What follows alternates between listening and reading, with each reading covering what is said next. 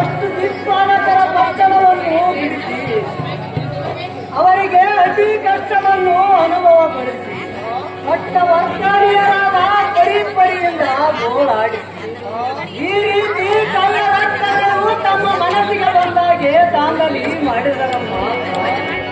ಆ ಕಳ್ಳರಾದ ಸುಂಬರಪ್ಪ ನಿನ್ನ ಶಿರಜಾಲದಿಂದ ಚೆಂಡಾಡಿ ನಮ್ಮ ಸ್ಥಳವನ್ನು ನಮಗೆ ಒಪ್ಪಿಸಮ್ಮ ತಾಯಿ.